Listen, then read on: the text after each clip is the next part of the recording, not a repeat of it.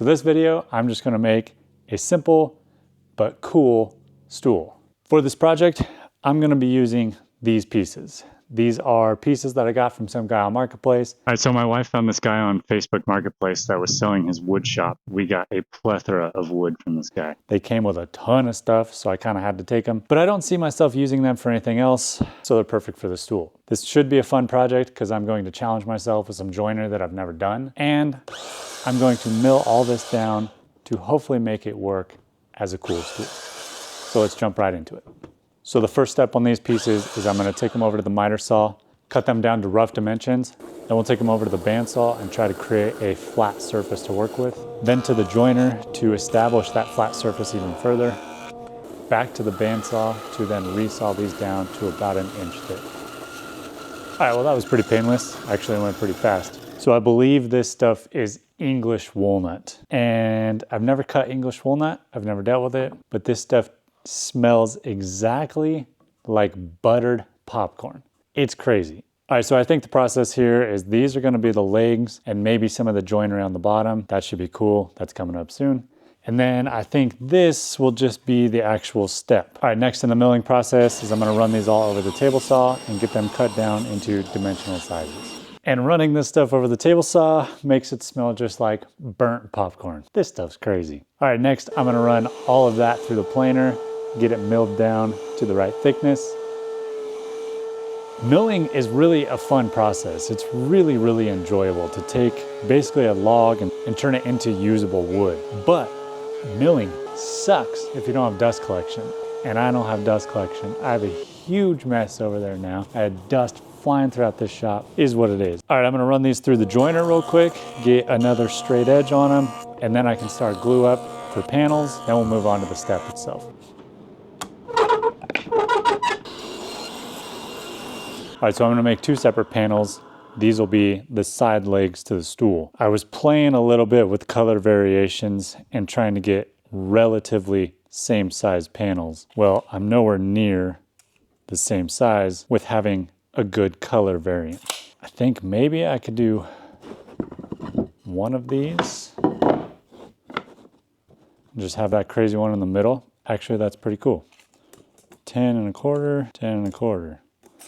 Dang, pretty well nailed it. Turn on the camera and everything works good. Usually it doesn't work that way. All right, I have my extremely overkill pipe clamps for this project. I'm gonna glue these up and then that's it for the day. Maybe now's a decent time to mention too, I have absolutely no plans. Like most of my projects, I'm totally winging it. Making this up as I go. I obviously have an idea because there's some joinery I wanna try, but just going for it. If you've seen any of my other videos lately, you'll know we had a fire and I lost all my clamps.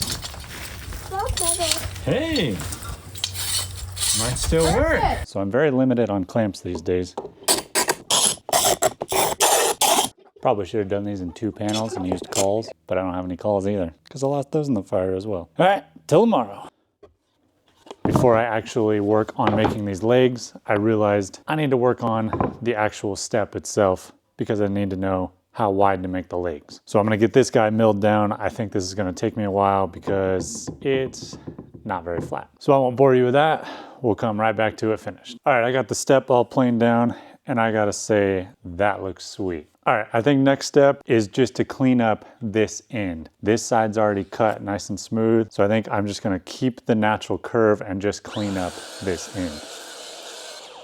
All right, now I'm gonna go back to the legs, but I need to figure out the width of the top of the legs, and then I can move on to designing them and making them actual legs. I'm gonna measure those out, and then I'm just gonna freehand some kind of design on these legs and make up my own design. I kind of have an idea in my head, but let's go from there.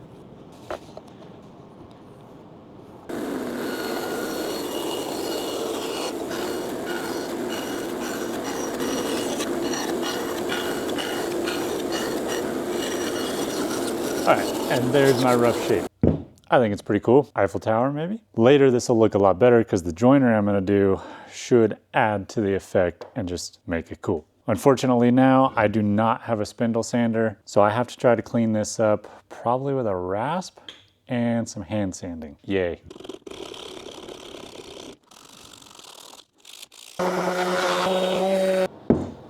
All right, I think that's about the general shape I was going for. I kind of like it. It's kind of cool, and it'll make more sense and look even better when I get all the joinery done. Luckily, I only have to really do all that with one. First, we'll cut that out on the bandsaw, then we'll move on to the router.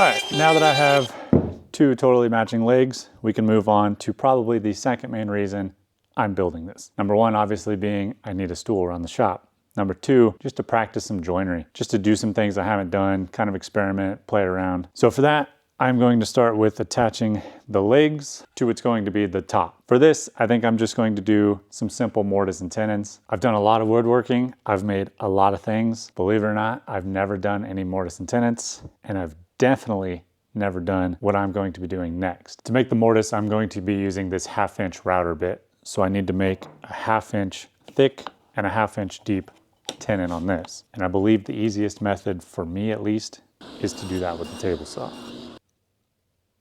Perfect. Next, I need to just square up the ends, bring them in a little bit. And for that, I think I'll just use a little Japanese pull saw and a chisel.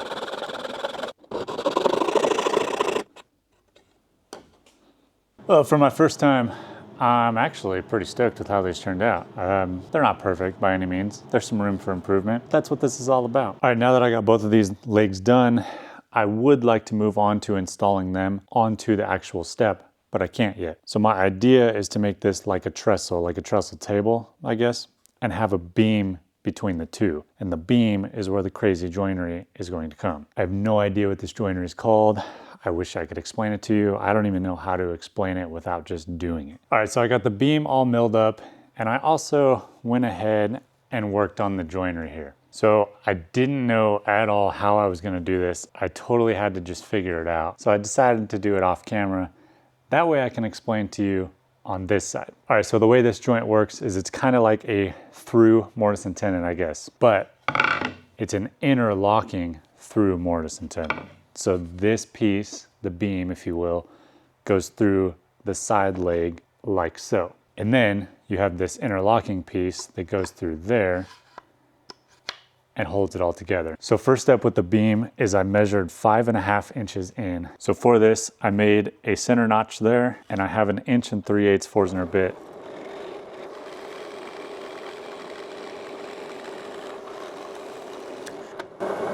All right, so now that that hole is cut out, as you can see here, I've marked out my lines for the 1/2 inch slot to go between. And for that, I will run over to the table saw and get it cut out on the table saw. So I didn't want this center piece to get pinched in the blade and come flying at me. So I left it just a hair short, break it off, and then with a nice tight fit, that guy slides in perfectly. Next, we'll work on this guy. And for this, I have this blank piece here. So first, I'm going to cut this one down to the same length as this, and then we'll head to the bandsaw. All right, so yesterday, this took me forever to get set up to be just perfect. But I have this stop block here that I run this piece through, flip it over, run it through again, and then I just slide down and hog all that out. All right, now we test its fit. All right, next we're gonna put the little roundovers on this one.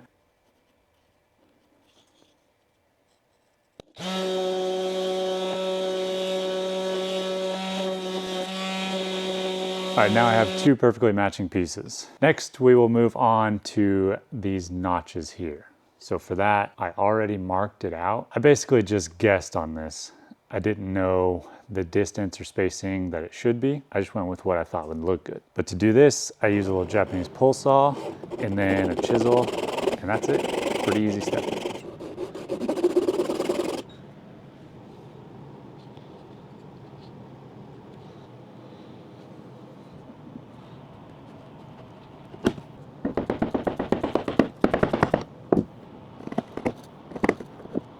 All right, so as you saw, I got those notched out and also went ahead and rounded those over, which is just bandsaw and sander. Unfortunately, I had a knot and I had a pretty major blowout, but is what it is. It's just a stool. Okay, next we get to move on to the side. All right, so I'll be honest, I completely screwed up and did not do a very good job on this one. I didn't make the circle hole first. I actually made the slot first, not thinking that I'd have to have this piece slide in. So it didn't turn out very good. I've done better work. So for this one, I will be using a Forstner bit and make the circle first, then I will make the rest of the slot.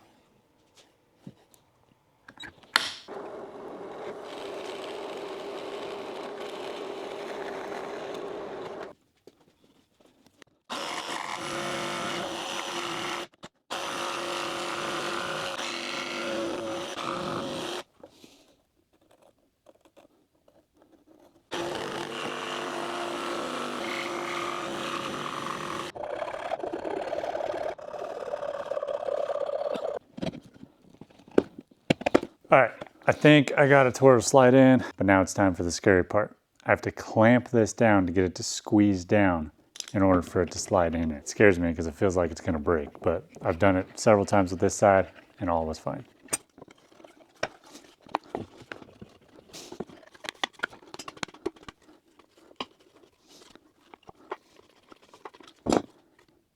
So cool.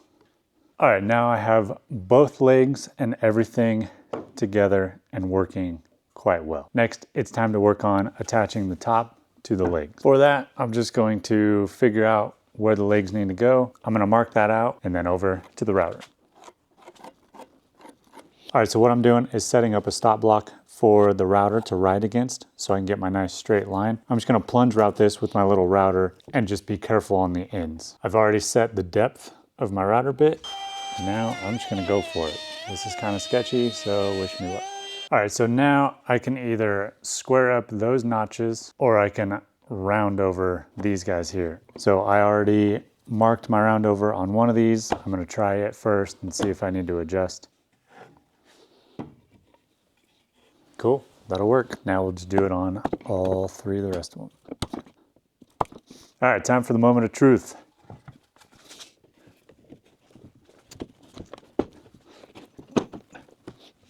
All right, this side's a perfect fit. This side, I just need to chisel down a little bit on the tenon itself.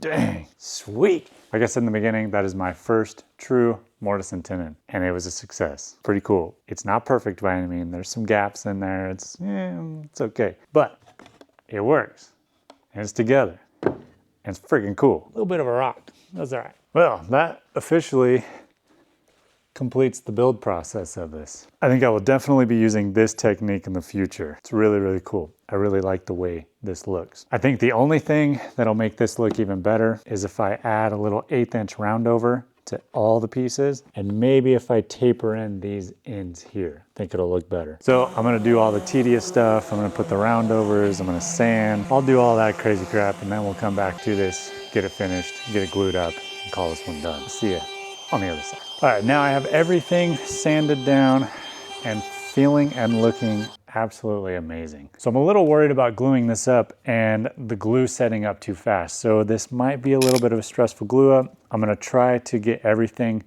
ready so I can just put everything together fast, and then we'll move on to oil. I probably should oil a lot of this stuff first because there's a lot of nooks and crannies that I won't be able to get into very easy, but I think I'll just use a paintbrush for that and get in those nooks and crannies. So wish me luck on this glue up.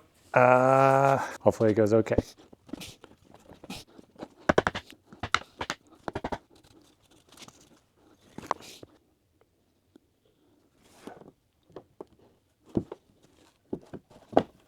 All right, that went pretty well. Actually, went really well. I do have one small problem though. I got a bit of a rock to it. It's okay, I think I can address that. But for now, I'm gonna let the glue dry. All right, well, glue is dry. Now it's time for oil.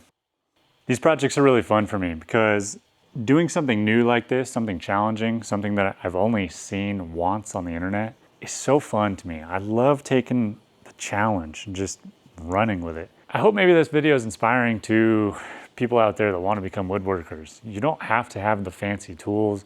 You don't have to have all the crazy stuff to do something like this. It's so cool that I was able to push my boundaries and push the limits and come up with something I actually liked doing this so much that I would like for you guys to give me some feedback on different ideas, different joints or different things to try. Something I should try with very minimal tools, because there's a lot of big YouTubers out there that have all the fancy stuff and it makes it a lot easier, but you don't need all that fancy stuff. So let's try it with minimal stuff. This was so fun for me that I kind of want to run with it. I want to try other things. All right, well, check that out. This thing turned out so cool. I absolutely love it. I actually feel terrible that I'm gonna be using this throughout the shop as a stool, but it is what it is. That was the point of this project. So let me know what you think of this. Thank you very much for watching. We'll see you on the next one.